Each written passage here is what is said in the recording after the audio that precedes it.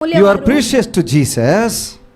ನೀವು ಯೇಸುವಿಗೆ ಅಮೂಲ್ಯವಾದವರು. You are treasure to Jesus. ನೀವು ಯೇಸುವಿಗೆ மூன்றாவதாக you are the real joy to Jesus. ನೀವು ಯೇಸುವಿಗೆ ಸಂತೋಷ. நீங்க தான் இயேசுவுக்கு சந்தோஷங்க. நம்ம பாஷையில சொல்லலாமா? ಯೇಸುವಿಗೆ ಸಂತೋಷ. நீங்கன்னா அவருக்கு அவ்வளோ இஷ்டங்க. ನೀವಂದ್ರೆ ಆ ದೇವರಿಗೆ ಅಷ್ಟು ಇಷ್ಟ. சொல்ல மாட்டீங்களா? நீங்க தான் அவருக்கு ಹೇಳೋಣವಾ? அவ்வளோ இஷ்டங்க. ಇಷ್ಟವಾಗಿದ್ದೀರಿ. என் மகனுக்கு ஒன்னு பிராக்டீஸ் பண்ணி வச்சிருக்கிறேன்.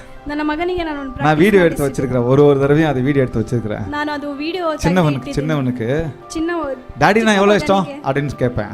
டாடி ಅಂದ್ರೆ ಎಷ್ಟು ಇಷ್ಟ? அவர் உடனே அவ்வளோ இஷ்டம் அப்படின்னு சொல்லுவாரு. ಅವನು ತಕ್ಷಣವಾಗಿ ಅಷ್ಟು ஜோரா சொல்லு அப்படின்னு சொல்லுவேன். ಜೋರಾಗಿ ಹೇಳು ಅಂತ. அவன் அவ்வளோ இஷ்டம் அப்படின்னுவா. ಅವನು ಇನ್ನೂ ಜೋರಾಗಿ ಹೇಳ್ತಾನೆ. ನನಗೆ நல்ல கையில காமி அப்படின்னு சொல்லுவேன். ನಾನು ಇನ್ನು ಕೈಯಲ್ಲಿ ತೋರಿಸು ಅಂತ. அவன் ரெண்டு கையும் உயர்த்தி அவ்வளோ இஷ்டம் அப்படின்னு சொல்லுவான். ಅವನು ಎರಡು ಕೈಯನ್ನು ಅಗಲಿಸಿ ಅಷ್ಟು ಇಷ್ಟ ಅಂತ ಹೇಳುತ್ತಾನೆ. இவ இயேசு பாருங்க. ಈ ಯೇಸು ನೋಡಿ நான் அவரை பார்த்து கேட்டேன்னு சொன்னா, ನಾನು ಅವರನ್ನ ನೋಡಿ ಕೇಳಿದ್ರೆ ಅಂದ್ರೆ எவ்வளவு இஷ்டம், ಎಷ್ಟು ಇಷ್ಟ ಅಂದ್ರೆ அவர் ரெண்டு கைகளையும் விரித்து சொல்லுவார். ಅವರು ಎರಡು ಕೈಯನ್ನು ಅಗಲಿಸಿ ಹೇಳುತ್ತಾರೆ, உனக்கு அவ்வளோ இஷ்டத்தை நான் ನನಗೆ ಅಷ್ಟು ಇಷ್ಟ ಅಂತ ಹೇಳಿ. ஏன்னா நீன்னா தான் எனக்கு சந்தோஷம். ಯಾಕಂದ್ರೆ ನೀನೇ ಅಂದ್ರೆ ನನಗೆ ಸಂತೋಷ. ரட்சிக்கப்படுகிற ஒரு பாவி நிமித்தம் பரலோகத்தில் மிகுந்த சந்தோஷம். ರಕ್ಷಿಸಲ್ಪಡುವ ಒಂದು ಆತ್ಮವು ಪರಲೋಕದಲ್ಲಿ ಅಷ್ಟು ಸಂತೋಷವುಳ್ಳದು. இங்க இன்னொரு சம்பவம் சொல்றாரு. ಇಲ್ಲಿ ಇನ್ನೊಂದು லாஸ்ட்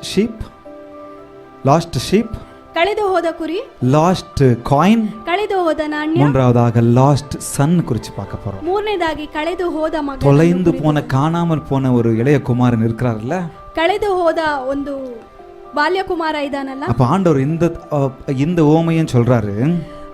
ದೇವನು ಒಬ್ಬರು ಒಂದು ವೇದವನ್ನು உதாரணை ಹೇಳುತ್ತಾರೆ. ಗಮನಿಸಿ. ரெண்டு பேர் ஒரு அப்பாவுக்கு மகன் இருக்கிறாங்க. ಇಬ್ಬರು ಒಂದು ತಂದೆಗೆ ಮಕ್ಕಳಾಗಿರ್ತಾರೆ. அதுல ரெண்டு பேர்ல ஒருத்தன் சின்ன பையன் இளைய குமாரன் என்ன பண்றான், என் ஆஸ்தி எல்லாம் கொடுங்க, என் பங்கை கொடு, நான் வெளியே போறேன்னு சொல்றான். ಆ ಇಬ್ಬರು ಮಕ್ಕಳಲ್ಲಿ என்ன கவனிங்க, ಕಿರಿಯ ಮಗನು ನಿನ್ನ ಆಸ್ತಿಯಲ್ಲಿ ನನಗೆ ಎಲ್ಲವನ್ನು ಕೊಡು ಅಂತ ಹೇಳಿ. அப்ப என்ன பண்றாரு, அப்பா என்ன பண்றாரு, மிகுந்த வேதனையோடு கொடுத்துறாரு. ಆಗ ತಂದೆ ಏನ್ ಮಾಡ್ತಾನೆ, ತುಂಬಾ ವೇದನೆಯಿಂದ ನೋವಿಂದ ಅದನ್ನು ಕೊಟ್ಟು, அந்த இளைய குமாரன் என்ன பண்றான், எடுத்துட்டு போய் எல்லாவற்றையும் அழித்து எல்லாவற்றையும் சாப்பிட்டு நாசமாக்கிடுறான். ಆ ಕಿರಿಯ ಮಗ ಏನ್ ಮಾಡ್ತಾನೆ, ಎಲ್ಲವನ್ನು ತೆಗೆದುಕೊಂಡು ಹೋಗಿ ಅದನ್ನು ನಾಶ ಮಾಡಿ, ಅದು கையில இருக்கிறதெல்லாம் காலியான பிறகு, ಕೈಯಲ್ಲಿ ಇದ್ದದೆಲ್ಲ ಖಾಲಿ ಆದಾಗ சாப்பிட வழி இல்ல, ಅವನಿಗೆ ಊಟ ಮಾಡಕ್ಕೆ ஒரு இடத்துல வேலைக்கு போறான். ಅವನಿಗೆ ಊಟ ಮಾಡ್ಲಿಕ್ಕೆ ಒಂದು ಇದಿರ್ಲಿಲ್ಲ. ಆಗ ಒಂದು ಕೆಲಸಕ್ಕೆ ಹೋಗುತ್ತಾನೆ. அந்த வேலை பன்றிகள் மேய்க்கிற இடம். ಅದು ಒಂದು ಹಂದಿಯನ್ನು ಸಾಗಾಣಿಕೆ ಮಾಡಿ, சரியான சாப்பாடு இல்ல, ಅಲ್ಲಿ ಸರಿಯಾಗಿ ಊಟವಿಲ್ಲ. பங்கு எடுத்துட்டு வந்து எல்லாத்தையும் அடிச்சு போட்டுட்டான். ಅಲ್ಲೆಲ್ಲ ಅದು ಆತನು ತಂದಿದ್ದ ಎಲ್ಲ ಸಂಪತ್ತನ್ನು ಎಲ್ಲವನ್ನು ನಾಶ ಮಾಡಿದನು. அந்த பன்றிகள் சாப்பிடுற அந்த தவிட்ட சாப்பிடுறான். ಆ ಹಂದಿ ತಿನ್ನುವ ಆ ಊಟವನ್ನು ತಿನ್ನುತ್ತಾನೆ. அப்பாவை குறிச்சு யோசனை வருது. ಆಗ ಅಪ್ಪನ ಕುರಿತು ಅವನಿಗೆ ಯೋಚನೆ ಬರುತ್ತದೆ. நான் எழுந்து போறேன், ನಾನು ಎದ್ದು ಹೋಗುತ್ತೇನೆ, என் அப்பா கிட்ட அட்லீஸ்ட் ஒரு வேலைக்காரனாவது இருக்கிறேன், ನಾನು ನನ್ನ ತಂದೆಯ ಹತ್ರ ಒಂದು ಕೆಲಸದವನಾಗಿರುತ್ತೇನೆ. பரத்துக்கு விரோதமாகவும் உமக்கு விரோதமாகவும் பாவம் செஞ்சிட்டேன், உங்க கூட ஒரு வேலைக்காரனாவது இருக்க சொல்லி நான் கேட்டுக்கிட்டு நான் அப்பா கூட இருக்கலான்ற அந்த மனநிலையோடு ஓடி போறாரு. ನಾನು ನಿಮಗೆ ವಿರೋಧವಾಗಿ ಮಾಡಿರುವ ಕಾರ್ಯಕ್ಕಾಗಿ ನಾನು ನಿಮ್ಮ ಹತ್ರ ಬಂದು அந்த பிக்சரை போடுங்க, ಕೆಲಸವನಾಗಿರುತ್ತೇನೆ ಅಂತ ಹೇಳುತ್ತಾನೆ. அப்ப வராங்க, ಅವನು ಬರುತ್ತಾನೆ. இல்ல அந்த பிக்சர், இளைய குமாரன் வராரு, ಕಿರಿಯ ಮಗ ಬರುತ್ತಾನೆ, அப்பா அங்க இருக்கிறாரு, ತಂದೆ ಅಲ್ಲಿ ಇರ್ತಾರೆ. அப்பா காத்துக்கிட்டு இருந்தாருன்னு நினைக்கிறேன். ತಂದೆ ಕಾಯ್ದುಕೊಂಡಿರ್ತಾನೆ ಅನ್ಕೊಡ್ತೀನಿ. இளைய குமாரன் வரான்னு சொன்ன உடனே ಕಿರಿಯ ಮಗ ಬರ್ತಾನಂತ சில தகப்பன்மார்கள்லாம் என்ன பண்றாங்க தெரியுமா, ಕೆಲವು ತಂದೆಗಳು ಏನ್ ಮಾಡ್ತಾರೆ, பிள்ளைகள் ஏதோ தப்பு செஞ்சுட்டாங்க, அம்மாமார்கள் தப்பு செஞ்சுட்டாங்கன்னு சொன்னா ಮಕ್ಕಳು ಏನೋ ತಪ್ಪು ಮಾಡ್ಬಿಡ್ತಾರಂತ ಹೇಳಿ ஏத்துக்கிறதுக்கு மனசே வரமாட்டிருக்கு. ಅವರನ್ನ ಸೇರಿಸಿಕೊಳ್ಳುವುದಕ್ಕೆ ಅವರಿಗೆ ಮನಸ್ಸೇ ಬರೋದಿಲ್ಲ. ஆனா இந்த தகப்பன் பாருங்க, ಆದರೆ ಈ ತಂದೆ ನೋಡಿ 20வது வசனத்துல சொல்லுகிறது, 20ನೇ ವಚನದಲ್ಲಿ ಹೇಳುತ್ತದೆ, எழுந்து புறப்பட்டு தன் தகப்பனிடத்தில் இளையகுமாரன் வந்தான். என்ன கவனிங்க, அப்படியே சொல்லுங்க, எழுந்து புறப்பட்டு தன் தகப்பனிடத்தில் இளையகுமாரன் வந்தான். ಎದ್ದು ಹೊರಟು ಹೋಗಿ ತಂದೆಯ ಬಳಿಗೆ ಬಂದನು ಕಿರಿಯ ಮಗ. இந்த வார்த்தையை வாசிங்க, ಈ ವಾಕ್ಯವನ್ನು ಓದಿ. அவன் தூரத்தில் இருக்கும்போதே, ಅವನು ದೂರದಲ್ಲಿರಬೇಕಾದರೆ, சொல்லமா, தப்பு செஞ்சவன் தூரத்துல இருக்கும்போதே, ತಪ್ಪು ಮಾಡಿದವನು ದೂರದಲ್ಲಿರಬೇಕಾದರೆ அப்பா ஓடி வராரு. ತಂದೆ ಓಡಿ ಬರುತ್ತಾರೆ. இவன் நடந்து போறான். ಇವನು ನಡ್ಕೊಂಡು தப்பு ಹೋಗುತ್ತಾನೆ. செஞ்சுட்டுமே சேர்த்துக்குவாங்களா சேர்த்துக்க மாட்டாங்களா தெரியலையே. ತಪ್ಪು ಮಾಡ್ಬಿಟ್ನಲ್ಲ, ಅವ್ರು ಸೇರಿಸ್ಕೊಳ್ತಾರ ಸೇರಿಸ್ಕೊಳ್ಳೋದಿಲ್ವಾ ಅಂತ ಹೇಳಿ கூனி குறுகி ஒரு வெட்கத்தோடு அவமானத்தோடு நடந்து போறான். ಆತನು ಕೊರಗಿ ಅವನು ನಾಚಿಕೆಯಿಂದ ಹೋಗುತ್ತಾನೆ. ஆனா இந்த அன்புள்ள இயேசு, ಆದರೆ ಈ ಪ್ರೀತಿ ಉಳ್ಳ இந்த அன்புள்ள ಯೇಸು, தகப்பன் ಈ ಪ್ರೀತಿ ಉಳ್ಳ ದೇವರು எழுந்து ஓடி போறான். ಎದ್ದು ಓಡಿ ಹೋಗುತ್ತಾನೆ. ஓடி போய் ಓಡಿ ಹೋಗಿ அவன் கழுத்தை கட்டி, ಆತನ ಕತ್ತನ್ನು வசனம் சொல்லுகிறது, அவனுடைய தகப்பன் அவனை கண்டு மனதுருகி ஓடி அவன் கழுத்தை கட்டி கொண்டு. ವಚನವು ಹೇಳುತ್ತದೆ, ಓಡಿ ಹೋಗಿ ಆತನು ತಪ್ಪಿಕೊಂಡು ಕನಿಕರಪಟ್ಟು ಆತನನ್ನು ಅಂಗೀಕರಿಸುತ್ತಾನೆ, ಆತನನ್ನು ಸೇರಿಸಿಕೊಳ್ಳುತ್ತಾನೆ, அவனுக்கு முத்தம் செய்கிறான். ಆತನಿಗೆ ಮುತ್ತಿಟ್ಟು, எவ்வளவு அழுக்கா இருந்திருப்பான், ಅವನು ಎಷ್ಟು எவ்வளவு அசிங்கமா இருந்திருப்பான். ಅವನು ಎಷ್ಟು ಅಸಹ್ಯವಾಗಿ, வெளியிலயும் அசிங்கம் உள்ளேயும் அழுக்கு. ಆತನ ಒಳ ಮನಸ್ಸು ಆಗಲಿ ಆಚೆ ಮನಸ್ಸು ಆಗಲಿ ಎಷ್ಟು மனம் ಕೊಳಕಾಗಿರುತ್ತದೆ. திரும்பி வரான்னு சொல்லி கேட்ட உடனே, ಆತನು ಮನ ತಿರುಗಿ ಬರುತ್ತಿದ್ದಾನೆ, மனம் நொந்து திரும்ப வரான் தெரிஞ்ச உடனே இந்த தகப்பன் ஓடி போய் கட்டி பிடிச்சு. ಆತನು ಮನ ತಿರುಗಿ ಬರ್ತಾ ಇದ್ದಾನಂತ ಹೇಳಿ ತಂದೆ ಓಡಿ ಹೋಗಿ ಆತನನ್ನು ಅಬ್ಬಿಕೊಂಡನು. அத போலதான் உங்களே என்னையும் ஆண்டவர் பார்க்கிறார். ಆ ರೀತಿಯಾಗಿ ನನ್ನನ್ನು ನಿಮ್ಮನ್ನು ನೋಡುತ್ತಿದ್ದಾರೆ. நான் தான் திரும்பி போனேன், ನಾನೇ ತಿರುಗಿ ಹೋದೆ, நான் தான் துரோகம் செஞ்சேன். ನಾನೇ ದ್ರೋಹ ಮಾಡಿದೆ. ஆனா ஒரே ஒரு நூல், ಆದರೆ ಒಂದೇ ಒಂದು ஒரே ஒரு படி, ಒಂದೇ ಒಂದು, நான் மனம் திரும்பி வருகிறேன் என்று சொன்னால் போதும், ನಾನು ಮನ ತಿರುಗಿ ಬರುತ್ತೀನಂತೆ ಹೇಳಿದರೆ ಸಾಕು, ஓடி வராரு, ಅವರು ಓಡಿ ಬರುತ್ತಾರೆ, கட்டி அணைக்கிறாரு, ಅವರು ನನ್ನನ್ನು ತಪ್ಪಿಕೊಳ್ಳುತ್ತಾರೆ, மனதுருகுகிறாரு, ಅವರು ಕನಿಕರ ಪಡುತ್ತಾರೆ, எனக்கும் உங்களுக்கும் பரிசுத்த முத்தம் தருகிறார், கரங்களை ನನಗೂ தட்டி ನಿಮಗೂ ಪರಿಶುದ್ಧತೆಯನ್ನು ಕೊಡುತ್ತಾರೆ. இதுல இன்னொரு இன்ட்ரெஸ்டிங்கான விஷயம் நடக்குது பாருங்க. ಇದರಲ್ಲಿ ಇನ್ನೊಂದು ಇಂಟ್ರೆಸ್ಟಿಂಗ್ ಆಗಿ 28வது வசனத்துல 28ನೇ ವಚನದಲ್ಲಿ ரெண்டு பேர் இருந்தாங்கல்ல, ಇಬ್ಬರಿದ್ದರಲ್ಲ, அப்ப ஒருத்தன் வந்தா இன்னொருத்தன் என்ன நடக்கும்? ಒಬ್ಬರು ಬಂದು கோபம் வராது, ನಮಗೆ ಕೋಪ ಬರುತ್ತದೆ. எப்படி கோபம் வரும்? ಹೇಗೆ ಕೋಪ ಬರುತ್ತದೆ? இயல்பா அவனுக்கும் வந்துடுச்சு. ಹಾಗೆ ಇವನಿಗೂ ಬಂದಿತ್ತು. அப்பொழுது மூத்த குமாரன் கோபம் அடைந்து, ಆಗ ಹಿರಿಯ ಮಗನು ಕೋಪಗೊಂಡು அங்கிருந்து வரான், ಅಲ್ಲಿಂದ ಬರ್ತಾನೆ. அப்பா என்ன பண்ற, திரும்பி வந்த மகனுக்கு ஒரு மாட்டை அடிச்சிட்டாரு. ತಂದೆ ಏನ್ ಮಾಡ್ತಾರೆ, ಅಲ್ಲಿದ್ದ ஒரு மாட்டை அடிச்சு விருவைடா விருந்து, ಅಲ್ಲಿದ್ದ ಒಂದು ಎತ್ತುವನ್ನು ಹೊಡೆದು இழந்து போன மகன் வந்துட்டான். ದೊಡ್ಡ ಆತನಿಗೆ ಒಂದು ಊಟವೇ ಅಲ್ಲಿ, அவன் திரும்ப வந்துட்டான், அவனை நான் கொண்டாடணும் அப்படின்னு சொல்லி எல்லாரையும் கூப்பிட்டு சந்தோஷமா கொண்டாடிக்கிட்டு இருக்கிறாரு. ಅವನು ಮತ್ತೆ ಬಂದ್ಬಿಟ್ಟ ಅಂತ ಹೇಳ್ಬಿಟ್ಟು ಅಲ್ಲಿ ಒಂದು ಸಂತೋಷವಾಗಿ ಅಲ್ಲಿ தூரம் போனவன் வந்துட்டு இருக்கிறான். இப்போ ದೂರ ಹೋದವನು ಮತ್ತೆ ಬರ್ತಾ ಇದ್ದಾನೆ. இப்ப இவன் மூத்த குமாரன் இங்க வந்துட்டு இருக்கிறான். ಇಲ್ಲಿ ಹಿರಿಯ ಮಗನು ಬರ್ತಾ ಇದ್ದಾನೆ. தூரத்துல இருந்து பாக்குறான், என்னப்பா பாட்டு சத்தம்லாம் ஓவரா இருக்கு. ದೂರದಿಂದ ನೋಡ್ತಾನೆ, ಇಲ್ಲಿ ஒரே கும்மாலமா இருக்கு, ಸಂಗೀತ ವಾದ್ಯಗಳು ಇಲ್ಲಿ ಇದೆ ಅಂತ விசாரிக்கிறான். ಇಲ್ಲಿ ವಿಚಾರಿಸ್ತಾನೆ. விசாரிச்ச உடனே சொல்றான், போனானே ஒருத்தன், ಹೋದನಲ್ಲ ಒಬ್ಬನು, அவன் வந்திருக்கிறான்ப்பா, அவன் ಬಂದಿದ್ದಾನಪ್ಪ. கேட்ட உடனே இவனுக்கு தூக்கி வாரி போட்டுடுச்சு. ಕೇಳಿದ ತಕ್ಷಣ ಇವನಿಗೆ அப்போ இங்க நடக்குது பாருங்க, அவன் கோபம் அடைந்து ಅವನು ಕೋಪಗೊಂಡು உள்ள போக மனதில்லாமல் வெளியிலே இருக்கிறான். ಅವನು ಒಳಗೆ ಹೋಗಲಿಕ್ಕೆ ಮನಸ್ಸಿಲ್ಲದಿದ್ದರೂ ಅವನು ಆಚೆ ನಿಂತಿದ್ದಾನೆ. இந்த அப்பா என்ன செய்றார் பாருங்க, ತಂದೆ ಏನ್ ಮಾಡ್ತಾರೆ, தகப்பனும் ತಂದೆಯು அவனை உள்ள கூப்பிடல, ಅವನ ಒಳಗೆ ಕರೆದಿಲ್ಲ, வெளியில வராரு. ಆಚೆ ಬಂದು ஆச்சே அவனை வருந்தி அழைக்கிறான், வாடா வாடா வாடா. ಆತನನ್ನು ಬಂದು ಬಾ நான் இப்படிதான் கற்பனை பண்றேன், ಕರೀತಾರೆ, வா வா வா வா வா ಬಾ ಬಾ ಅಂತ வருந்தி அழைத்து தகப்பனை வெளியில வந்து வாமகன் கூப்பிட்டு, ತಂದೆಯು ಆಚೆ ಬಂದು ಹಿರಿಯ ಮಗನನ್ನು ಬಾ ಮಗನೇ, ஏன்னா உள்ள எதனா பேசினா திரும்பி வந்தவன் வேதனை படுவான்.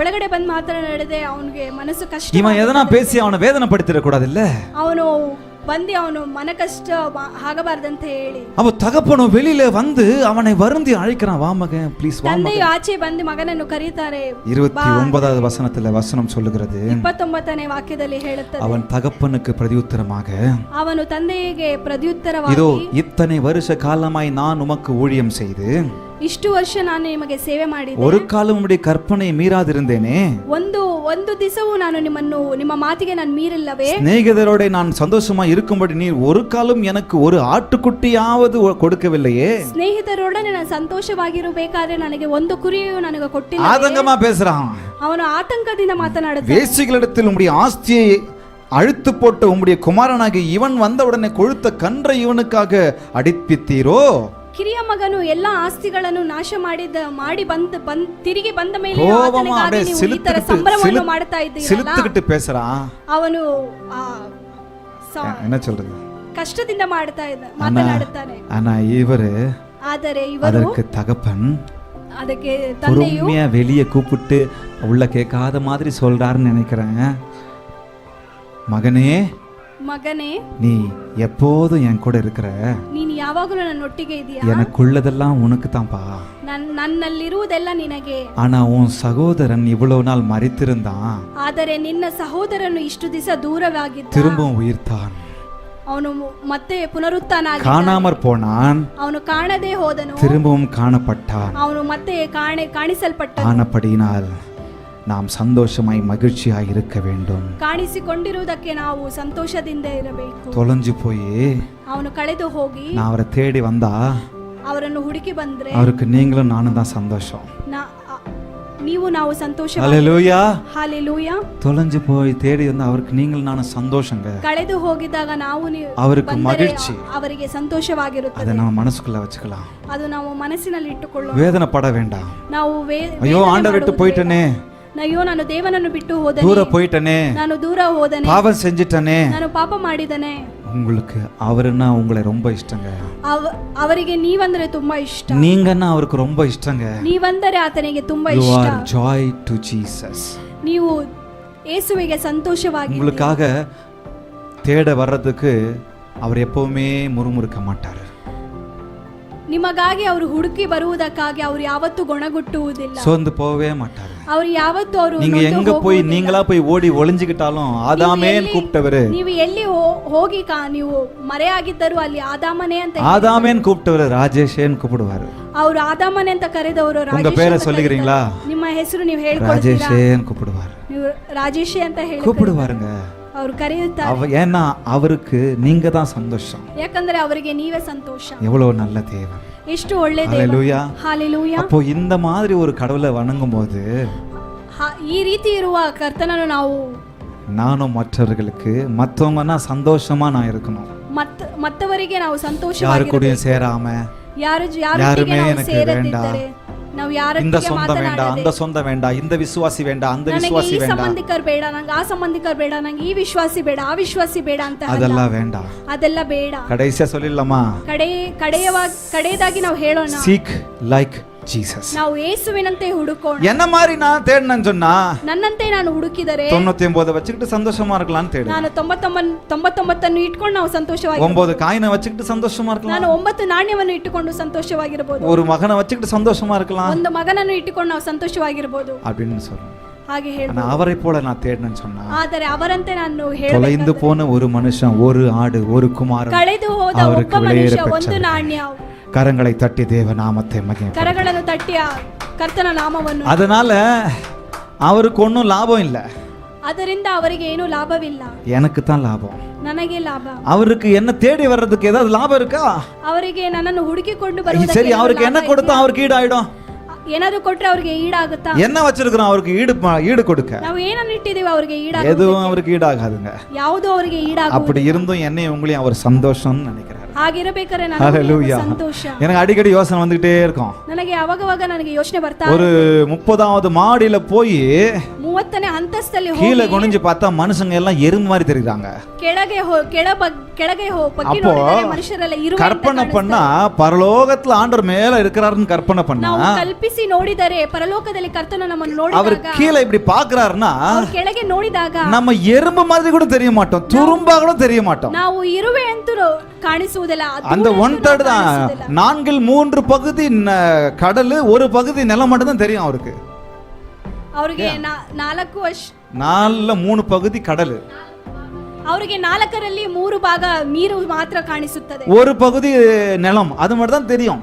ಅದರಲ್ಲಿ ಒಂದು ಭಾಗ ஒரு ಮಾತ್ರ துரும்பு மாதிரி தெரியாத என்னையும் அவர் நேசிக்கிறார் பாருங்க. ಅದು ಒಂದು ಧೂಳಾಗಿ ನಮ್ಮನ್ನು ನಿಮ್ಮನ್ನು ನೋಡುತ್ತಾರೆ.